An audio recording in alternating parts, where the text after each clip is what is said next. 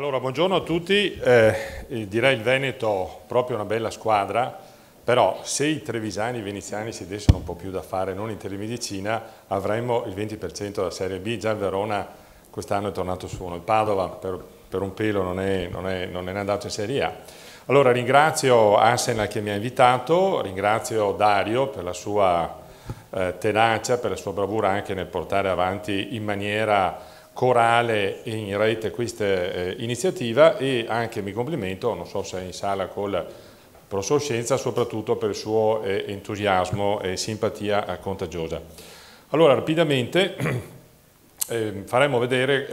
tenterò di far vedere quello che chiamiamo una fase iniziale dell'outcome clinico del teleconsulto neurochirurgico. Giustamente diceva il professor Scienza che il teleconsulto è a livello di intercettazione perché c'è una completa tracciabilità. Questo permette anche di fare un'analisi clinica, cioè vedere cosa succede ai pazienti una volta che sono stati sottoposti al teleconsulto.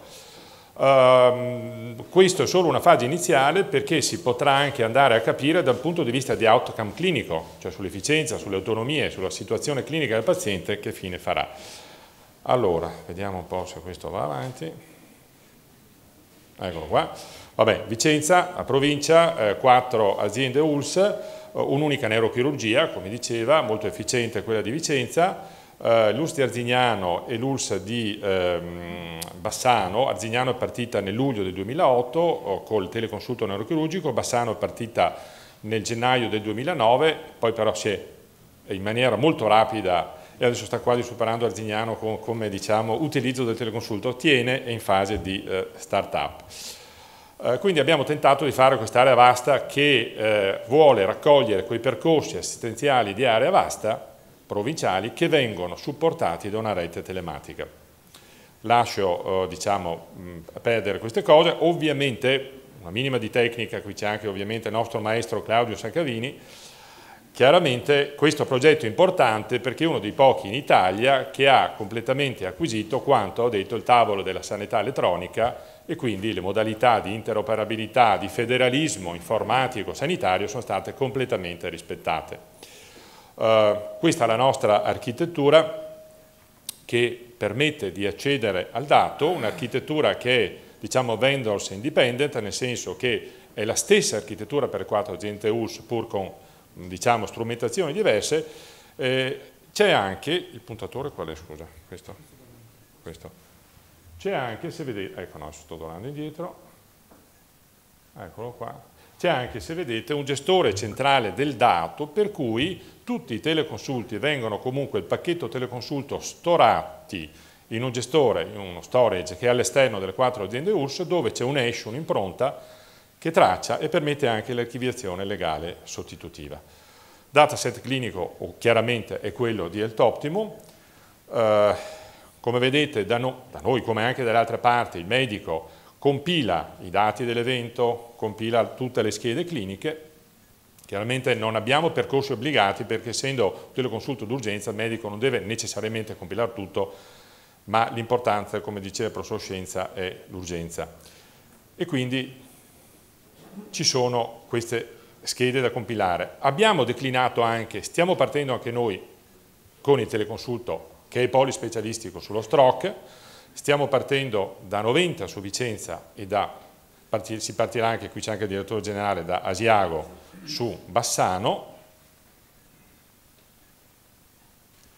Ecco, e poi un'altra declinazione, abbiamo ripreso la delibera regionale per quanto riguarda diciamo, il tracciato record, e lo stesso l'abbiamo declinato. Voi sapete che c'è un'altra rete sull'infarto STEMI, quindi con sopralivellamento stabile del tratto ST, per cui abbiamo declinato anche gli aspetti clinici, quindi anche i cardiologi stanno cominciando a usare verso le 2 emodinamiche di Bassano e di Vicenza questa modalità di teleconsulto strutturato che permette tutto il percorso della responsabilità anche, come si diceva prima, professor Scienza, medico-legale.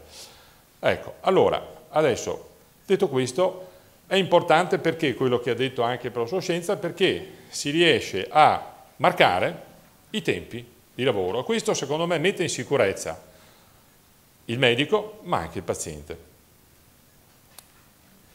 I nostri medici utilizzano la carta, la firma digitale, e questo permette la sicurezza, la criptografia nella trasmissione dei dati, la sicurezza nella protezione di rete e soprattutto permette la cosiddetta archiviazione legale sostitutiva, che per noi avviene nel gestore centrale del dato. Questo è molto importante anche come copertura totale di un percorso assistenziale digitale, ma soprattutto clinico.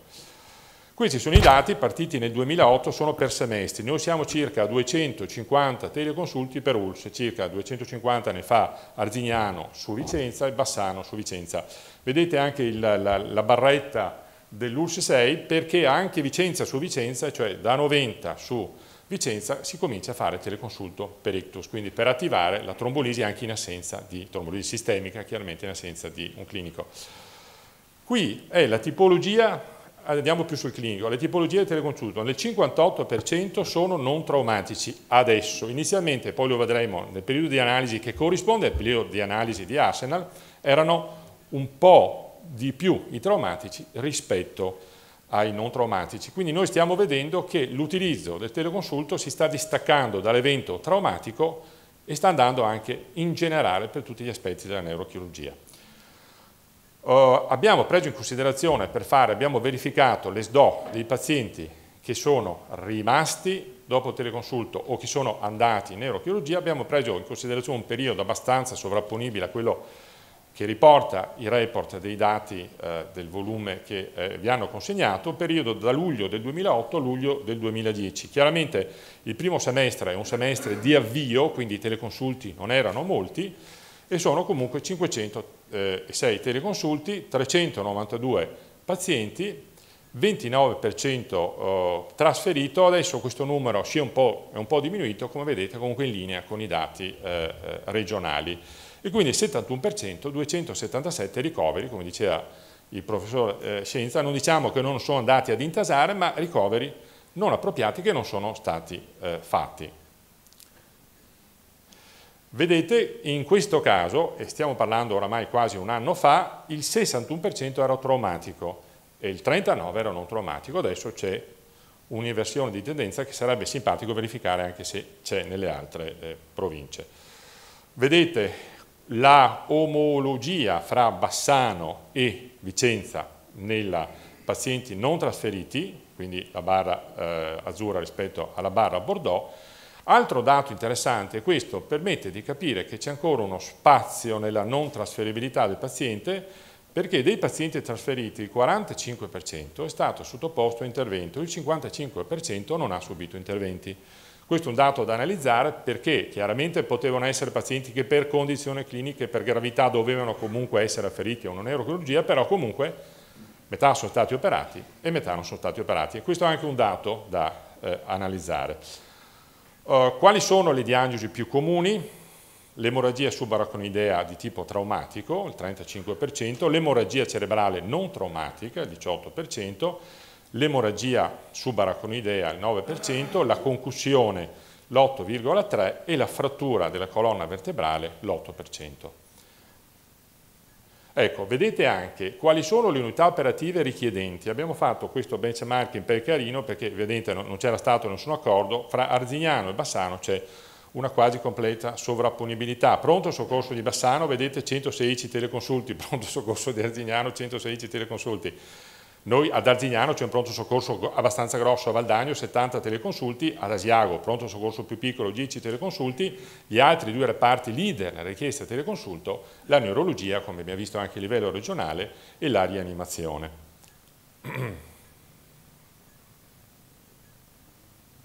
Ecco, il trend, teleconsulti Bassano verso Arzignano, trend sempre in aumento, vedete dal dicembre 2008, quando ha cominciato Bassano, verso il dato in cui finisce il nostro studio, chiaramente adesso Bassano sta andando avanti con un trend sempre ascendente, e lo stesso per quanto riguarda l'ULSS numero 5. Chiaramente ci sono delle stagionalità sul quale potremmo anche fare delle verifiche, ci sono anche delle fashion run in cui viene richiesto, la struttura ci permette di fare tutte queste verifiche. Questa è la sintesi delle diagnosi più comuni dei pazienti che sono stati trasferiti, quindi in questo caso la maggior parte traumatici che non traumatici, però se vedete la tabella dopo abbiamo tutte le patologie, compreso le patologie anche tumorali, abbiamo addirittura una tubercolosi dell'encefalo, quindi abbiamo tutte le altre patologie internistiche non necessariamente di tipo traumatico o diciamo di pertinenza stretta, in questo caso neurochirurgica. Quindi come vedete l'uso del teleconsulto è diventato pervasivo, da un unico utilizzo, trauma, si trasferisce invece a paziente neurochirurgico, vediamo qual è l'approccio più corretto. Siamo andati anche a fare in maniera quasi esasperata il conto dei tempi, andando a definire il tempo di risposta è quello complessivo fra l'invio della richiesta e la consulenza definitiva. Il tempo di lettura è fra l'invio del teleconsulto e quando il collega lo legge, e i tempi di consulenza fra la prima lettura del neurochirurgo e la consulenza definitiva. Chiaramente molto spesso succede che poi il referto firmato digitalmente e spedito è anticipato dal telefono che si dice ok, me lo mandi o te lo tieni. Comunque vedete che i tempi di consulenza sono rapidissimi, perché entro i 60 minuti nel 92% e abbiamo un 75 percentile a 16 minuti, che significa che i neurochirurghi, in questo caso di Vicenza, sono molto rapidi. Vedete poi ci sono anche delle code, chiaramente alcuni teleconsulti o per errori si sono dilungati, comunque abbiamo la possibilità di andare ad analizzare in maniera puntuale il tutto. Su Bassano siamo riusciti a fare qualcosa in più, perché abbiamo anche visto tutte le SDO dei pazienti, sia di quelli che sono andati a Vicenza, sia di quelli che sono rimasti a Bassano, quindi abbiamo fatto un'analisi ulteriore. Allora abbiamo visto che in questo periodo su 175 pazienti sottoposti a teleconsulto, 45 sono stati trasferiti, quindi 25% in linea piena con il dato che ha mostrato il professor Scienza. 39 sono stati ricoverati comunque a Bassano, 47 erano già pazienti ricoverati, quindi il teleconsulto si comincia ad utilizzare non solo in regime di urgenza ma anche per pazienti già ricoverati verso la neurochirurgia, e per i 44 pazienti poi non sono stati ricoverati. Qui si vede un po' quali sono anche le unità operative richiedenti il teleconsulto, vedete chiaramente, escludendo il pronto soccorso, di pazienti già ricoverati, la neurologia in primis, ma un po' tutte le unità operative. Questo è interessante perché inizialmente noi ci eravamo rivolti verso il pronto soccorso, rianimazione e neurologia.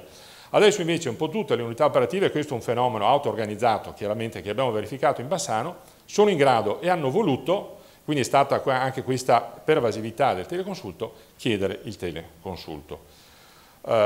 Queste sono le unità operative richiedenti il teleconsulto, suddivisi fra quelli chiesti durante il ricovero e seguiti da ricovero. Quindi vedete che sono rappresentate tutte, addirittura l'ortopedia, la pneumologia, la pediatria, che attivano la procedura teleconsulto. Quindi questo è stato esteso a tutte le unità operative dell'ospedale.